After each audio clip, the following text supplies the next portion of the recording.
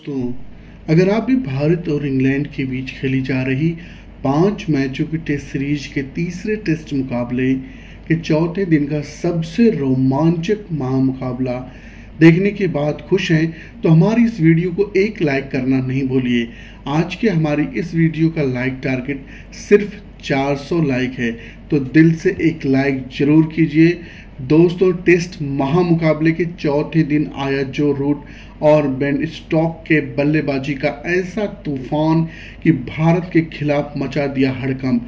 फिर भारतीय की वापसी में वॉशिंगटन सुंदर ने उड़ा दिए इंग्लैंड के 4 विकेट। कमाल की गेंदबाजी करके इंग्लैंड को बैकफुट पर धकेल दिया और फिर केएल राहुल ने शानदार बल्लेबाजी से भारत की कराई घातक वापसी। चौथे ही दिन इंग्लैंड के खिलाफ भारत की जीत तय कर दी। जी हां दोस्तों, जहां आपको बता दें कि भारतीय टीम इस समय इंग्लैंड दौरे पर है और तीसरे टेस्ट महामुकाबले में लॉर्ड्स के मैदान में भारत और इंग्लैंड की एक दूसरे से टक्कर हुई। इस महामुकाबले में इंग्लैंड के कप्तान बेन स्टोक्स ने टॉस जीता और बल्लेबाजी करते हुए भारत के खिलाफ पहली पारी में 387 रन बनाए और ऑल आउट हो गई। इसके जवाब में उतरी भारतीय टीम ने तीसरे दिन भारतीय टीम ने भी 387 रन बना लिए। इसके बाद इंग्लैंड की दूसरी पारी जम चुकी थी। दोस्तों, जब ऐसे में चौथे दिन का खेल शुरू हुआ तो भारतीय टीम के खिलाफ इंग्लैंड 2 रन बनाकर जमी हुई थी। मैदान पर 2 रन के साथ जैक क्रॉली मौजूद थे, जबकि बेन डकेट का भी खाता नहीं खुला था। ऐसे में दिन का पहला एवं पारी का दूसरा ओवर लेकर आज मोहम्मद सिराज आए और इस ओवर में सिर्फ बेहतरीन 7 रन लगा दिए और इसके साथ ही 2 ओवर में टीम ने 9 रन पूरे कर लिए। दोस्तों, आज इंग्लैंड की टीम ने इन बल्लेबाजों पर जिम्मेदारी थी कि इस पारी में तो एक अच्छा खासा स्कोर बनाना है और ऐसे ही बनाना चालू कर दिया। पारी का 5वां ओवर लेकर जब भारतीय तेज गेंदबाज जसप्रीत बुमराह आते हैं तो उनको चौथी गेंद पर जैक क्राउली गली के फील्डर से दूर एक शानदार शॉट लगाते हैं। फुल स्ट्रेच ड्राइव के साथ ही शानदार चौका देखने को मिलता है और 5 ओवर में शानदार 18 रन टीम बना लेती है। 6वां ओवर लेकर जब मोहम्मद सिराज आ जाते हैं तो बेन डकेट उनको अपना घातक अंदाज दिखाना चालू कर देते हैं। बेन डकेट उनको तीसरी गेंद पर एक शानदार फुलर गेंद को जानबूझकर कीपर के ऊपर से खेलकर स्कूप शॉट लगा देते हैं और 4 रन खाते में जुड़ जाते हैं। और इसके साथ ही आज टीम ने बेहतरीन अपने 22 रन पूरे कर लिए थे और विकेट के लिए 22 रन की साझेदारी हो गई थी। मगर फिर मोहम्मद सिराज इसी ओवर की 5वीं गेंद पर वापसी करते हैं और जसप्रीत बुमराह के हाथों बेन डकेट को कैच आउट करवाकर पवेलियन वापस भेज देते हैं। बेन डकेट आज 12 रन बनाकर पवेलियन चले गए और मोहम्मद सिराज ने पहला झटका इंग्लैंड को दिया था। ऐसे में पहला विकेट जल्दी गिर जाने के बाद जब टीम की तरफ से ओली पॉप मैदान पर आते हैं, ओली पॉप और जैक क्राउली मिलकर अपनी टीम को आगे बढ़ाना चालू कर देते हैं। पारी के 7वें ओवर में जब जसप्रीत बुमराह गेंदबाजी करते हैं तो अंतिम गेंद पर ओली पॉप एक बड़ा शॉट खेलते हैं। आउटसाइड एज लेकर गेंद सीमा रेखा से बाहर स्लिप के बाजू से चौके के लिए निकल गई थी और शानदार 7 ओवर में 27 रन बनाने लिए थे। ऐसे में भारतीय गेंदबाज कमाल की दिख रही थी। भारतीय गेंदबाजी तो कमाल की ही दिख रही थी जब भारतीय गेंदबाजों ने जिसका प्रभाव इंग्लैंड पर साफ साफ दिखाई दे रहा था। इंग्लैंड के बल्लेबाज परेशान नजर आने लगे थे और बड़े शॉट नहीं खेल पा रहे थे। मगर फिर पारी के 9वें ओवर में जसप्रीत बुमराह आए तो जसप्रीत बुमराह को जैक क्रॉली टारगेट करके दूसरी गेंद पर एक शानदार चौका फाइन लेग की तरफ कवर्स में खेलने लगे, लेकिन इनसाइड एज लेकर गेंद चौके के लिए चली जाती है और इस ओवर में कुल मिलाकर 6 रन के साथ 9 ओवर में टीम 1 विकेट खोकर 36 रन पूरे कर लेती है। दोस्तों, भारतीय गेंदबाज अपनी बेहतरीन वापसी कर रहे थे, मगर इंग्लैंड की यह जोड़ी अपनी टीम के लिए अच्छी बल्लेबाजी करते हुए जम रही थी और अपनी टीम के लिए बेहतरीन साझेदारी बनाने लगी थी।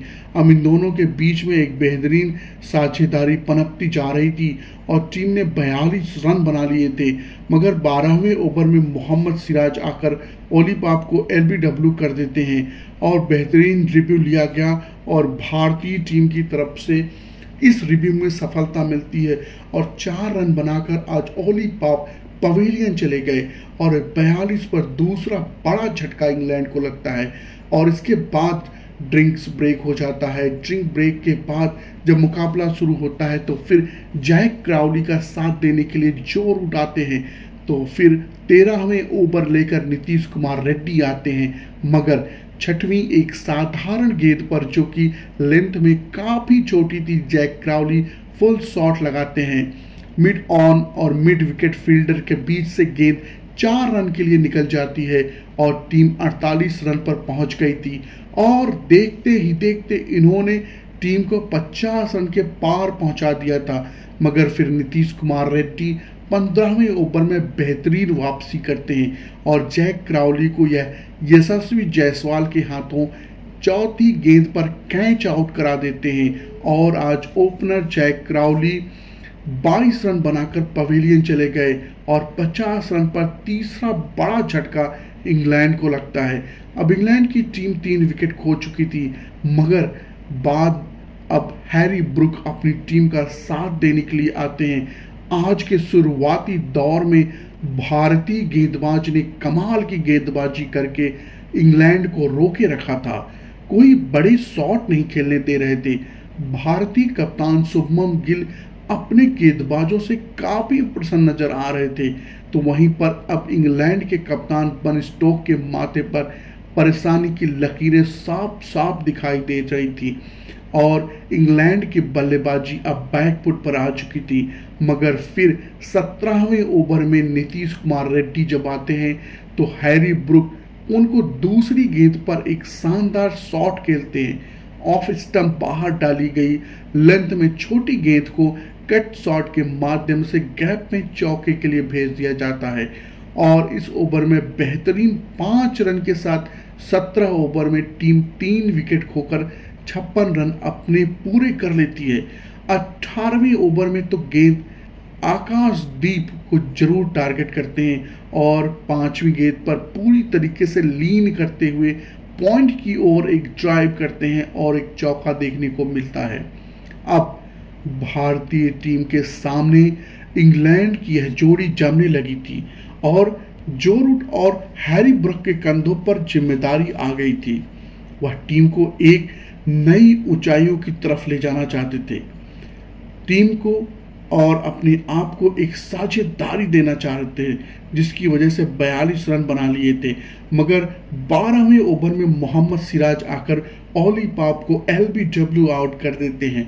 बेहतरीन रिव्यू लिया गया और भारतीय टीम की तरफ से लिए गए इस रिव्यू में सफलता मिलती है और 4 रन बनाकर आज ओली पाप पवेलियन चले गए थे और 42 पर दूसरा बड़ा झटका इंग्लैंड को लगता है और इसके बाद ड्रिंक्स ब्रेक हो जाता है। आकाशदीप को 20वें ओवर में हैरी ब्रुक टारगेट करते हैं और चौथी गेंद पर आक्रामक शॉट खेलते और फुल लेंथ की गेंद को जानबूझकर कीपर के हाथ से स्कूप शॉट खेलकर चौके के लिए भेज देते हैं। तो फिर 5वीं गेंद पर बैक टू बैक एक और बाउंड्री उनके बल्ले से दिखाई देती है, जहां फाइन लेग की तरफ एक शानदार चौका चतुराई से वह लगा देते हैं। दोस्तों, यही नहीं, हैरी ब्रुक का घातक अंदाज अंतिम गेंद पर भी दिखाई देता है और बैक टू बैक तीसरी बाउंड्री उनके बल्ले से मिलती है, जहां पर वह फुल लेंथ की गेंद को बेहतरीन टाइमिंग के साथ लॉफ्ट करके एक गगनचुंबी 6 लगा देते हैं और 20 ओवर में टीम 3 विकेट खोकर 77 रन पूरे कर लेती है। ऐसे में भारतीय टीम के सामने अब हैरी ब्रूक ने अपना बल्ला चलाना जो चालू किया तो भारतीय गेंदबाजी अब थोड़ी थोड़ी बैकफुट पर जाने लगी थी। 21वें ओवर में नीतीश कुमार रेड्डी को हैरी ब्रूक टारगेट करके 5वीं गेंद पर एक क्रीज में रहकर गेंद का इंतजार करते हैं। फिर अंतिम क्षणों में मिड विकेट की ओर फ्लिट करके चौका बटोर लेते हैं और देखते ही देखते ये साझेदारी भी बेहतरीन 37 रन तक हो चुकी थी। टीम का स्कोर 87 रन हो चुका था, मगर आज एक 23 रन की आक्रामक पारी खेलकर हैरी ब्रूक पवेलियन चले गए और चौथा बड़ा झटका इंग्लैंड को लगता है।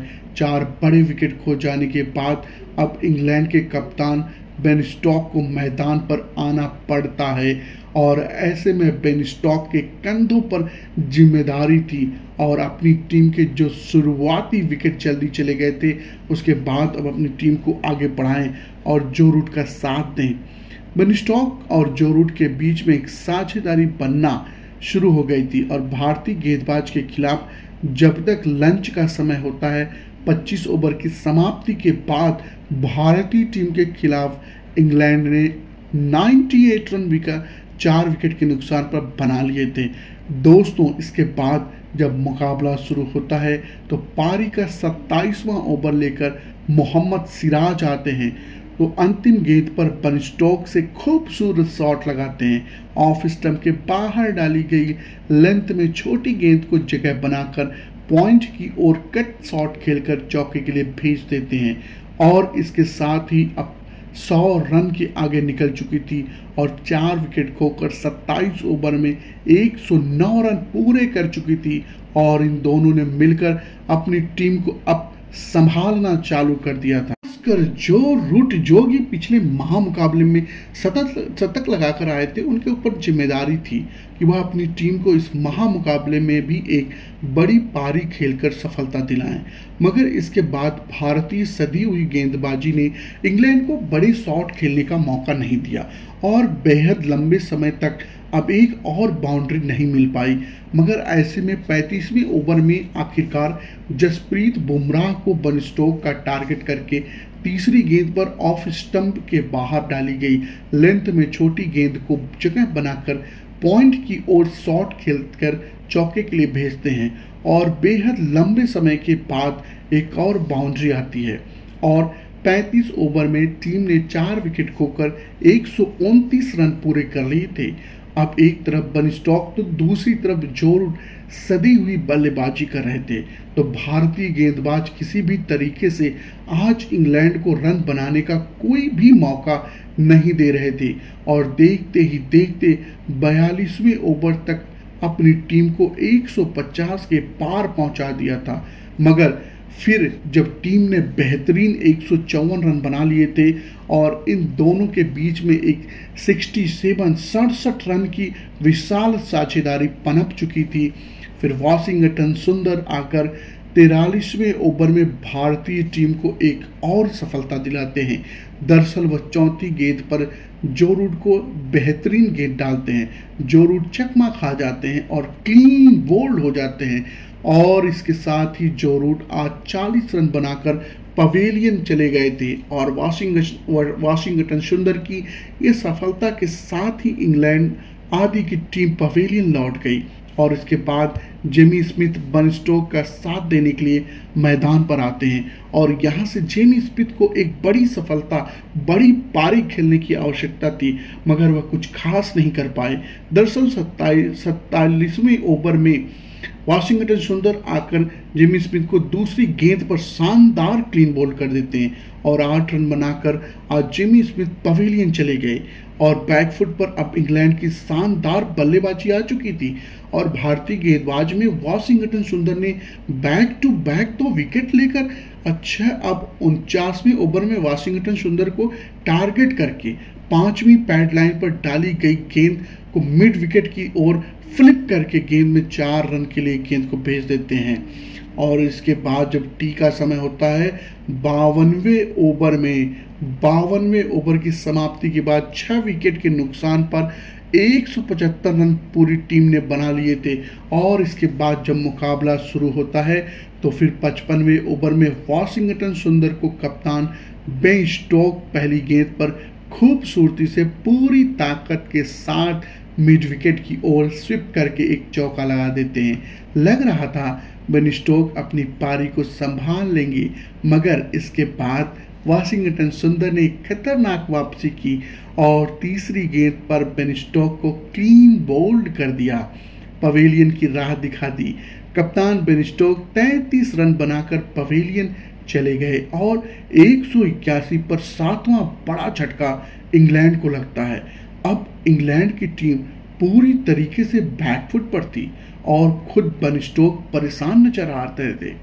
इसके बाद बल्लेबाजी करने के लिए ब्राइडन कॉर्स आते हैं, मगर फिर जसप्रीत बुमराह 56वें ओवर में पहली ही गेंद पर ब्राइडन कॉर्स को घातक तरीके से अपनी यार्कर जाल में फंसाते हैं और क्लीन बोल्ड करके पवेलियन की राह दिखा देते हैं और ब्राइडन कॉर्स सिर्फ एक ही रन बनाकर पवेलियन चलते बने। इसके बाद क्रिक बॉक्स का साथ देने के लिए जोरफा आर्चर मैदान पर आते हैं। अब इंग्लैंड की पूरी बल्लेबाजी फ्लॉप साबित हो गई थी। फिर जसप्रीत बुमराह 98वें ओवर में आकर क्रिस बॉक्स को भी तीसरी गेंद पर क्लीन बोल्ड कर देते हैं और क्रिस बॉक्स 10 रन बनाकर पवेलियन के चले गए। 150 रन पर 9वां बड़ा झटका इंग्लैंड को लगता है। अब अंतिम विकेट के रूप में शोएब बशीर मैदान पर आते हैं और लग रहा था कि आज थोड़े बहुत रन यह जोड़ पाएंगे, मगर फिर पारी के 60वें ओवर में जसप्रीत बुमराह जोफ्रा आर्चर को गेंद करते हैं। अंतिम गेंद पर जोफ्रा आर्चर के द्वारा एक शानदार चौका लो फुल टॉस गेंद पर जोफ्रा आर्चर के द्वारा देखने को मिलता है और टीम 60वें में 9 विकेट खोकर 190 रन बना चुकी थी। मगर इसके बाद फिर पारी के 63वें ओवर में वॉशिंगटन सुंदर आकर शोएब बशीर को भी क्लीन बोल्ड कर देते हैं। शोएब बशीर 2 रन बनाकर पवेलियन चले गए थे और 192 रन पूरी इंग्लैंड की टीम ऑल आउट हो गई थी।